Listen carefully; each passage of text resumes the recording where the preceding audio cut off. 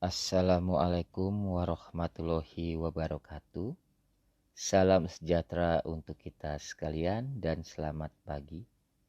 Berjumpa kembali dengan saya Indra Panca Hermawan SPDMM dalam pelajaran Pendidikan Pancasila dan Kewarganegaraan untuk kelas 12 TLM. Sebelum kita memulai materi hari ini, mari kita berdoa menurut agama dan kepercayaan kita masing-masing agar kita selalu diberikan kesehatan dan kekuatan. Berdoa dimulai. Berdoa selesai. Anak-anakku sekalian, kelas 12 TLM, pada kesempatan kali ini kita akan melanjutkan materi tentang sistem pemerintahan yang baik. Untuk materi kali ini kalian bisa buka halaman 46. Materinya tentang implementasi tata kelola yang baik. Penerapan good governance atau pemerintahan yang baik dihadapkan pada berbagai kendala seperti masih banyaknya praktek penyelenggaraan birokrasi pemerintahan yang diliputi oleh berbagai tindak pidana, korupsi, kolusi, dan nepotisme atau biasa disingkat KKN yang dilakukan oleh oknum pejabat teras pemerintah. Ditambah lagi perilaku para penyelenggara negara di daerah ini, baik itu penyelenggara pemerintah negara legislatif yang seringkali tidak sesuai dengan nilai-nilai etika pemerintahan.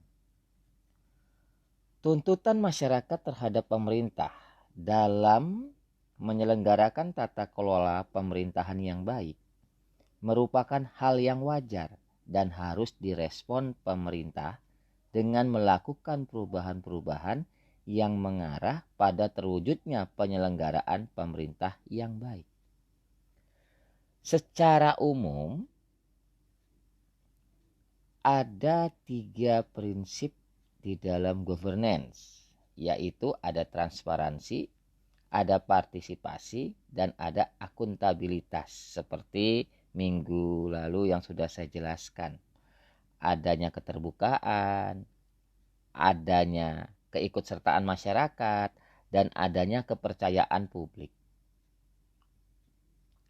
Di dalam pemerintahan yang baik, proses penganggaran, pelaporan keuangan, dan pemeriksaan atas pengelolaan dan tanggung jawab keuangan negara itu haruslah dilakukan secara terbuka. Kenapa seperti itu? Karena apabila pemerintah melakukan kegiatan pemerintah secara transparan atau terbuka, maka akan timbul yang namanya kepercayaan rakyat. Karena apa? Karena pemerintah itu adalah sebagai pelaku utama di dalam pelaksanaan good governance. Dan itu dituntut pertanggungjawabannya kepada masyarakat. Untuk mengimplementasikan tata kelola pemerintahan yang baik, diperlukan beberapa persyaratan. Yang pertama, mewujudkan efisiensi dalam manajemen publik. Yang kedua, terwujudnya akuntabilitas publik.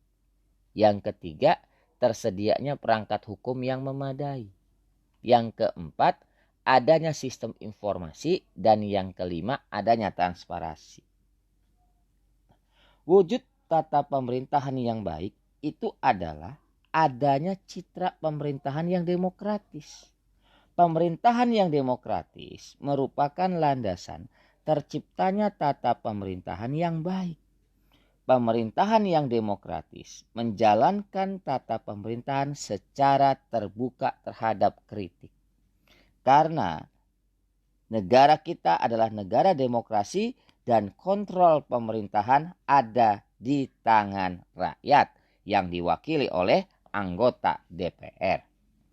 Selain itu, syarat pemerintahan yang bersih dan berwibawa dan bebas dari KKN adalah keterbukaan dan keadilan sesuai dengan Pancasila. Nah, jadi kenapa kita harus berdasarkan Pancasila? Karena ingat, dasar negara Indonesia adalah Pancasila. Jadi setiap pemerintahan, setiap kebijakan itu harus mengandung unsur-unsur Pancasila. Nah, kemudian dengan penyelenggaraan pemerintahan yang terbuka dan berkeadilan akan terhindar dari kebijakan-kebijakan yang didasarkan pada ambisi pribadi atau kebijakan yang hanya menguntungkan kelompok tertentu. Pemerintahan demokrasi haruslah jauh dari kepentingan pribadi dan kelompok. Setiap keputusan yang diambil oleh pemerintah haruslah mengandung unsur-unsur kepentingan rakyat banyak. Nah, disitulah jadi pemerintahan yang baik harus bisa memberikan kebijakan-kebijakan yang berpihak kepada rakyat. Pengawasan kebijakan harus dilakukan secara berkeadilan tanpa tebang pilih. Siapapun yang bersalah harus diberi sanksi dan hukuman yang setimpal. Nah, seperti contoh kasus baru-baru ini ada seorang menteri yang ditangkap tangan oleh KPK, dituduh korupsi, dituduh penyalahgunaan wewenang jabatan. Nah, inilah yang disebut dengan supremasi hukum. Jadi siapapun yang bersalah di negara ini itu harus dihukum secara dengan hukum yang berlaku di Indonesia. Karena Indonesia adalah negara hukum. Efek penyelenggaraan pemerintahan yang bersih dan transparan itu diantaranya aspek sosiologis. Akan terhindar dari perilaku kolusi, nepotisme, dan diskriminatif. Yang kedua, aspek ekonomi. Melarang persaingan yang tidak sehat, serta tidak melakukan pemborosan dalam penggunaan sumber daya, serta melarang penyuapan. Yang ketiga ada aspek hukum. Adanya larangan tindakan yang melanggar peraturan perundang-undangan seperti penggelapan, pemalsuan, penipuan, persekongkolan, penolakan gratifikasi, dan sebagainya. Kalau melalui aspek budaya, pewarisan nilai budaya yang berdampak pada pembentukan karakter bangsa seperti kejujuran, keadilan, kemandirian, komitmen berbangsa, dan sebagainya. Di dalam suatu pemerintahan yang baik, haruslah sudah diatur semua aspek. Ada sosiologis, ada ekonomi, ada hukum, dan budaya. Kenapa? Karena 4 aspek ini adalah syarat utama di dalam membuat masyarakat menjadi sejahtera. Ekonomi, pemerintah haruslah membuka kesempatan, membuka lapangan pekerjaan yang sebanyak-banyaknya. Untuk apa? Untuk masyarakatnya bisa bekerja dan menaikkan taraf hidup masyarakatnya. Kemudian kalau dari aspek hukum, tidak boleh adanya pilih kasih terhadap penegakan hukum. Aspek budaya, budaya Indonesia ini sepertinya sudah mulai luntur. Kesopanan sudah mulai hilang, kejujuran sudah mulai hilang. Nah, disinilah tugas kita sebagai generasi muda untuk berkomitmen untuk mengembalikan budaya bangsa.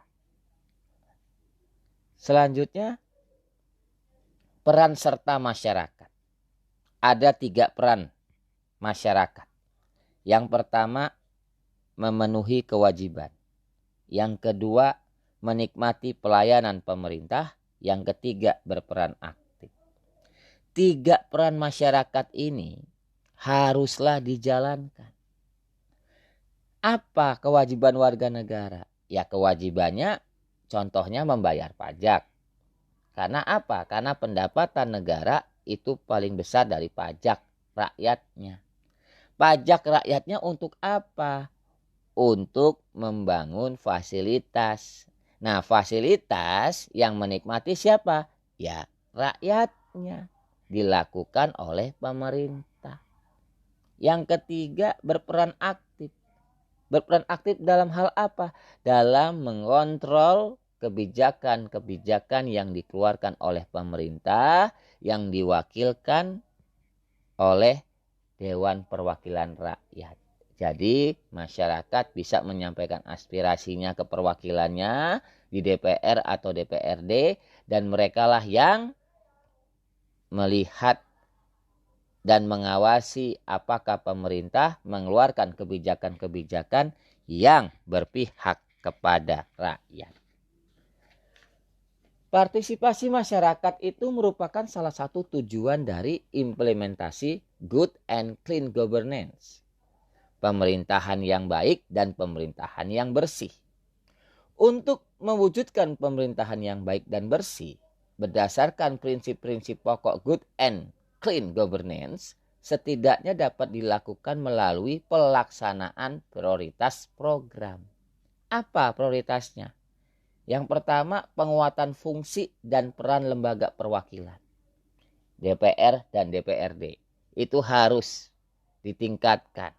Jadi mereka mewakili suara rakyat untuk melihat kebijakan-kebijakan pemerintah. Apakah keputusan-keputusan yang dibuat oleh pemerintah itu bisa membuat rakyat semakin sejahtera. Yang kedua, kemandirian lembaga peradilan. Lembaga peradilan itu contohnya misalnya kejaksaan, kemudian contohnya ada Mahkamah Agung, ya, itu haruslah bertindak ataupun mempunyai yang namanya kemandirian, tidak terikat oleh pemerintah. Mereka berdiri sendiri. Jadi tidak ada tekanan dari pemerintah. Jadi mereka melaksanakan kewajibannya, melaksanakan tugasnya untuk menjaga hukum di Indonesia itu secara mandiri. Jadi mereka berdiri sendiri. Tidak ada tekanan dari pemerintah. Yang ketiga, profesionalitas dan integritas aparatur pemerintah. Apa contohnya? Contohnya gini. Kalau kita ingin ngurus KTP, itu dari pihak kelurahan misalnya, tidak ada, mereka melayani dengan cara tidak baik, mereka mengadakan pungli, itu tidak boleh. Jadi disitulah profesionalitas aparatur negara.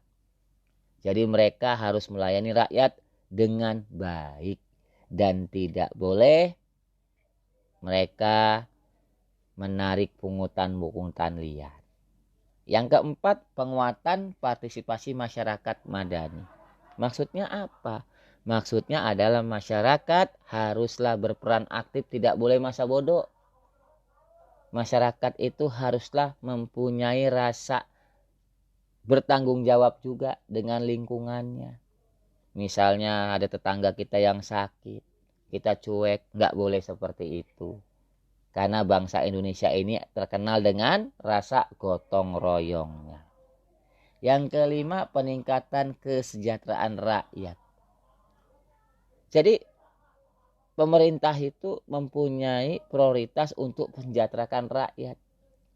Apa sih yang dikatakan sejahtera? Yang dikatakan sejahtera itu apabila masyarakat Indonesia sudah mendapatkan kebutuhan pokoknya. Seperti apa? Sandang, pangan, papan. Masyarakat Indonesia sudah berpakaian dengan layak. Masyarakat Indonesia tidak ada yang kelaparan. Masyarakat Indonesia sudah punya rumah semua. Nah, itulah sejahtera. Apakah di Indonesia sudah seperti itu? Kan seperti itu pertanyaannya. Jadi disinilah tugas pemerintah untuk membuat masyarakat menjadi lebih sejahtera. Nah, dari penjelasan singkat ini, intinya bahwasanya pemerintahan yang baik itu haruslah bisa membuat keputusan-keputusan yang pro ataupun yang membuat rakyat semakin sejahtera. Baik anak-anakku sekalian, mungkin cukup sampai sini penjelasan saya. Memang saya sangat merasa bahwasanya kalau kita belajar jarak jauh seperti ini memang agak susah. Ya, saya juga menjelaskan karena kita tidak bertatap muka, jadinya mungkin ya ada yang tidak dimengerti oleh kalian. Ya, saya juga mohon maaf. Mudah-mudahan kalau memang nanti sudah bisa diizinkan ke sekolah, kita bisa bertatap muka langsung dan belajar kita bisa menjadi lebih maksimal. Baik, saya pikir cukup sampai di sini. Mudah-mudahan apa yang saya sampaikan bisa sedikit banyak dimengerti oleh kalian. Tetap semangat, tetap jaga protokol kesehatan. Jangan lupa untuk selalu berdoa agar kita secepatnya terbebas dari masa-masa seperti ini. Jangan lupa absensi di Fikles dan jangan lupa mengerjakan soal yang sudah saya berikan di Fikles. Terima kasih banyak, tetap semangat. Assalamualaikum warahmatullahi wabarakatuh dan selamat pagi.